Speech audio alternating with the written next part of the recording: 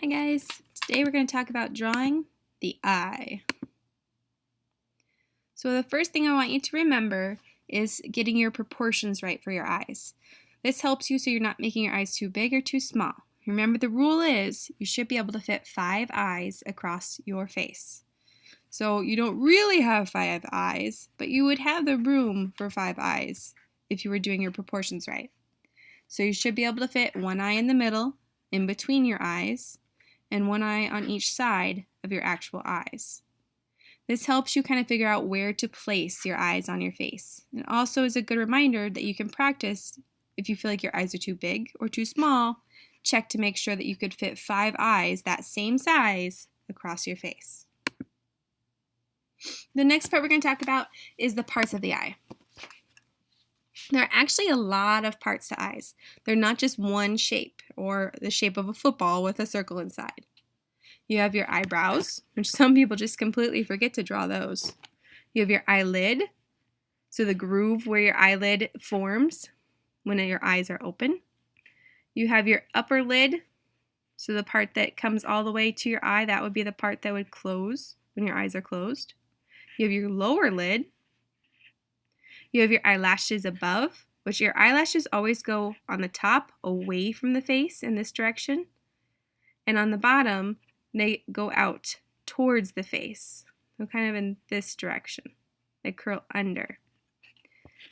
Now, if you're drawing a guy, you might not have your eyelashes be so dominant. You might not have them show up and be as prominent as you would on a girl's face. That's kind of an artistic choice that you can make. Make sure you have your iris, the part of your eye that has the color in it. Your pupil, this black dot is where your eye lets in the light. Make sure you have your lower lid and the lower groove. And make sure you have a gland. This is where your tear duct is. Now we're going to look at how to make sure, I want you guys to practice making sure that your eyes do not look flat. So you don't want any 2D shapes. Remember, we're trying to make things more realistic. So that means you need to learn now how to take your 2D shapes and make them into 3D forms. Make them pop out. Okay? So it's not a football with a circle inside. It's actually a lot more complicated than that. It's more of a sphere. And then you got to think about how your eyelids go around it. And trying to make it so that it looks a little bit more realistic by not having a perfect circle within a circle or perfect circle within a football shape. This is a great place to start. But then you need to start adding your details to make it look more realistic. So let's look at an eye and let's look at how the eye looks when looking in different directions. So you can see over here you have your cornea and then your actual eyeball. Now your cornea, notice how they have these lines kind of going to the center of where their cornea is. And the lines up top, they're kind of faded so you might not be able to see them very well. But this helps the artist keep their lines looking round. It'll also help you so when you want your eyes looking straight across, your line should be kind of like a bullseye right in the middle. When it's looking down, you'll notice your eyelids and your lines follow it down since it's looking off to the corner. Or it's looking up, your iris, your cornea is going to start looking up this way. When it's looking kind of off to the side a little bit, it might just be off to the side a tad. So you can see the difference between this eye looking straight, this set of eyes looking straight on at you, and this set looking to the side.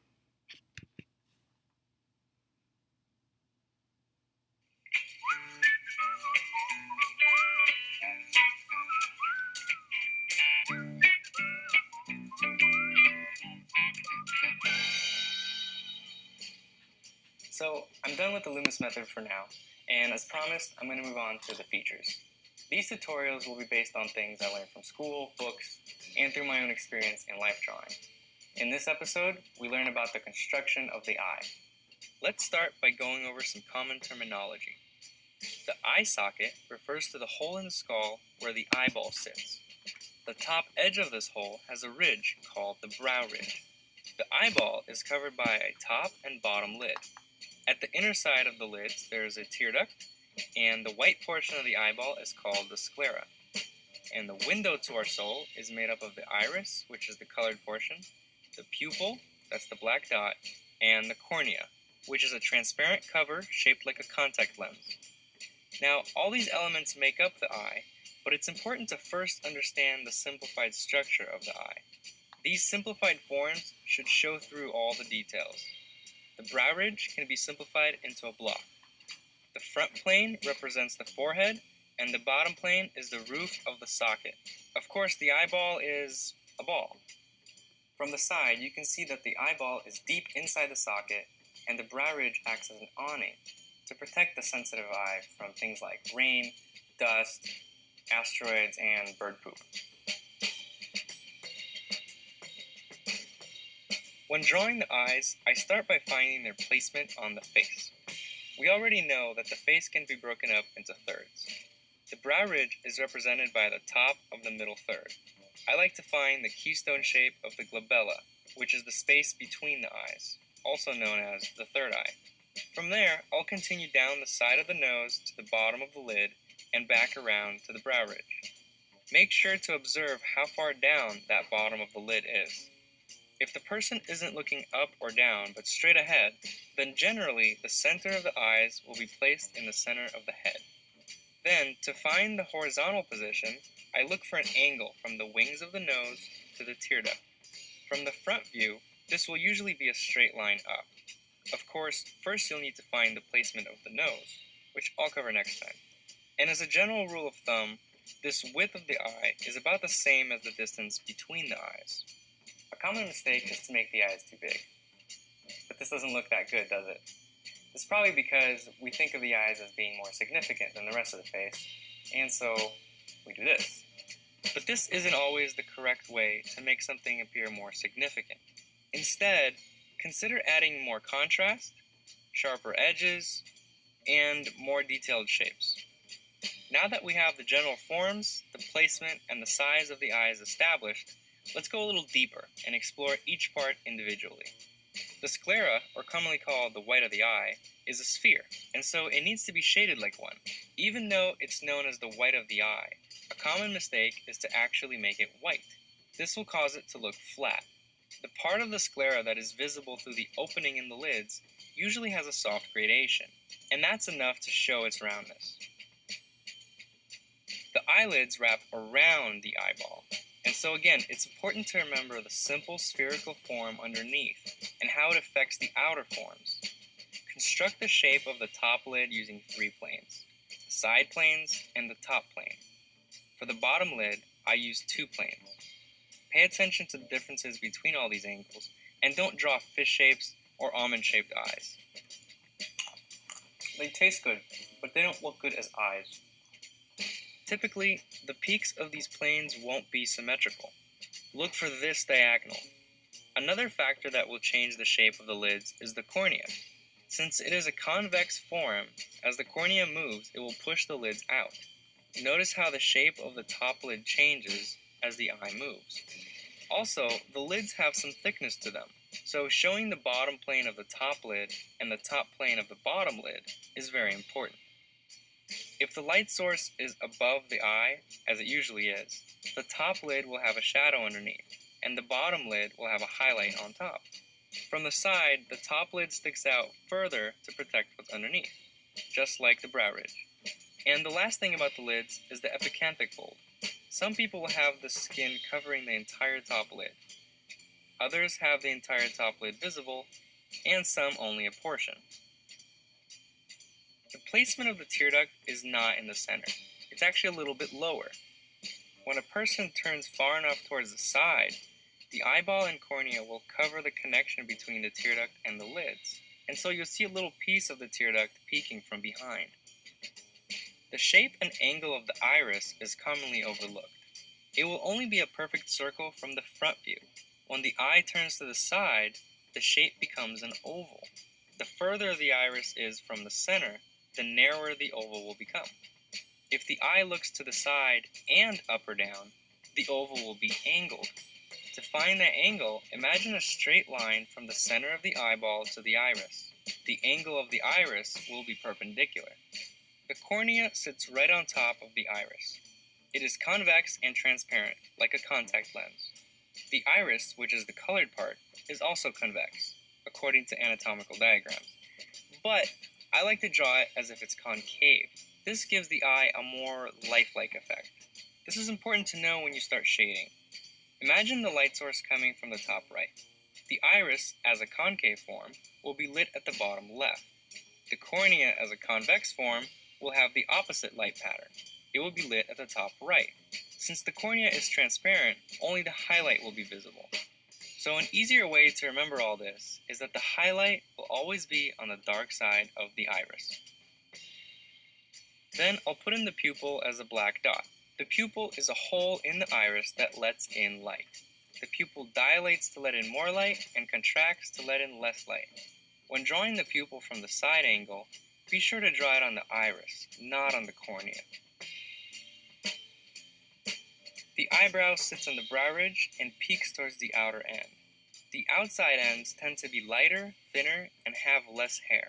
The shape of the eyebrows varies from person to person, but men tend to have fuller, straighter types, while women tend to have thinner types that peak higher.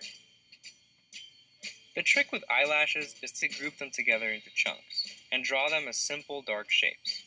From the front, the dark shapes of the lashes will merge with the dark shadow under the top lid.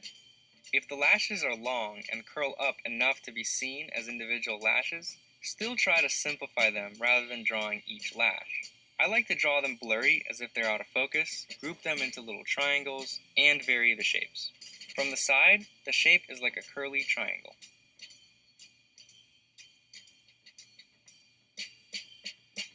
I hope you guys enjoyed this tutorial. Next week, I'll continue with the eye and show a step-by-step of drawing an eye.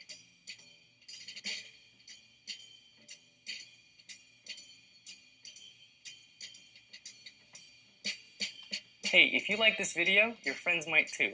Please help me out and share this video on your favorite social network.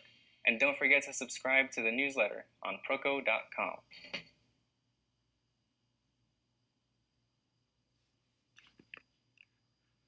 Okay, so we're going to talk a little bit again about the lids and around the eye. So the thicker lids are going to be your top lids. They're a little bit more fleshy bottom lids. You're going to see down here, and you don't always necessarily see this whole line. Sometimes it's just a little line up here. Just depends. Sometimes this can make your person look a little old. So you get to choose when you want to use it, when you don't. And then look at the lashes. Sometimes you have thicker lashes, which makes them look a little bit more girly or stick out a little bit more, stand out more. And you might have a little bit thinner lashes. So it's up to you. That's what makes the person unique. That's what, if you're trying to draw a certain person, or if you're trying to look at a person and draw them, you have to look to see what theirs look like. That's what's going to make it look like them, an individual. So here's a step-by-step that shows how to draw an eye. Takes you through their stages. You can see they go from this kind of just the lines, they start shading it in. So you could use your blending stump to do that. You can also really see where the highlight is. You can really see in the iris where all the colors are coming in and the difference between the values in the iris. That's what all makes it more realistic. So you can go in, you can draw it, and you can shade it in, you can add more details, you can go back, you can add darker areas. It all helps make it stand out more. Here's another example. So you can see they went through and they erased out some of the area to give it that look where you can see the little spots where the color changes in your eye.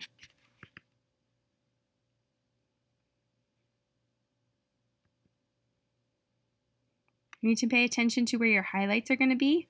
Anywhere you have a highlight, it's going to make your object look a little bit more round, look like it sticks out there a little bit more.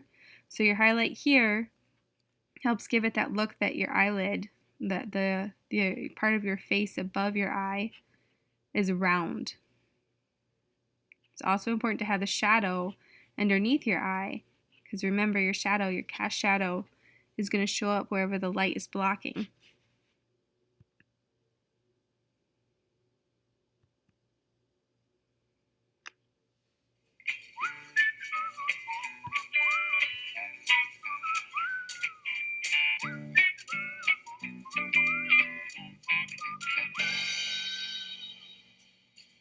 Hey guys, this is Stan Prokopenko. Welcome to another episode of Proko. In this episode, I will show you step by step how I draw an eye. I recommend you watch my previous video in which I cover the structure of each individual part of the eye. So, every drawing starts with a lay-in. This phase is usually linear and is focused on proportions and shape design. You want to make sure that the major shapes are the right size and in the right place before you start adding details. Most of the time, my lay-in process involves starting with the biggest shapes and then breaking it up into smaller and smaller shapes. Start with the angles of the eyebrow, go down the side of the nose, under the bottom lid, and around the side of the socket. I like to group the lids, sclera, and iris into one shape at first. I feel that it's easier to get this shape accurately placed inside the socket instead of drawing all the pieces individually. I make sure to observe all the angles of the plane changes. Then I can break down this group into smaller pieces. When you're drawing the lids, make sure you include the bottom plane of the top lid and the top plane of the bottom lid. This will show the thickness of the lids. This eye is looking directly at us, so we'll be When he's talking about planes, he's talking about that side that you can see kind of on the very top of your lid, how it kind of looks a little squared off. You can see the flat surface of it. a perfect circle. Usually the top lid will cover more of the iris than the bottom lid. Don't forget about the thickness of the eyebrow, and make sure that the distance from the brow to the top lid is correct. Step 2. The two-value stage is very important. Most people want to jump ahead and start rendering details. If you're advanced, you can do whatever you want. Otherwise, I suggest simplifying the process. The two-value stage involves separating the areas that are directly lit from areas that are in shadow. To clarify, halftones are considered part of the lights, and reflected light is considered part of the shadow. If this terminology isn't familiar to you, I'll try to get a video on that later. For now, you can take a look at my blog post. I've added a link to it in the description box below. So I'm observing the light pattern and trying to design those shapes. This stage should look clean and graphic. You should only have one value for the lights and one value for the shadows. My shadow value is usually around 4 on the value scale. Number 3. Now I'll put in the darkest areas of the drawing. I do this to establish my value range, meaning I have the darkest and lightest values in my drawing. You'll typically find the dark accents in core shadows, deep creases like on the top lid, and areas that have a darker local value, like the hair of the eyebrow.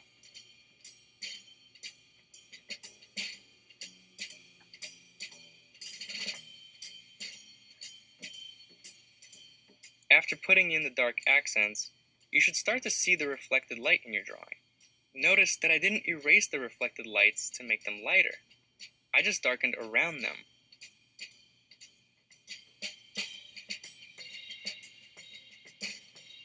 Step 4. At this point, I switch to the lit areas of the drawing and I focus on the gradations and plane changes to make the forms read a little bit more three-dimensionally. If you find the highlights, then you'll know that everything around them just needs to be a little bit darker as the planes turn away from the light source.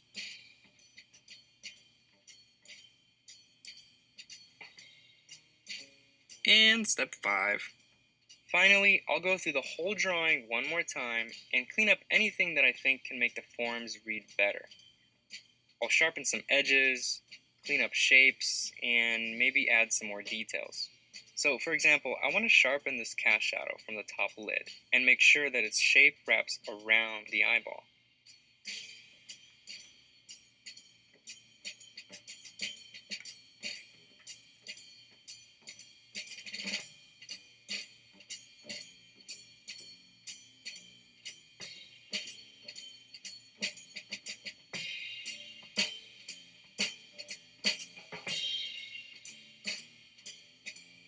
I'll add some fuzzy eyelashes, and I'm almost done here.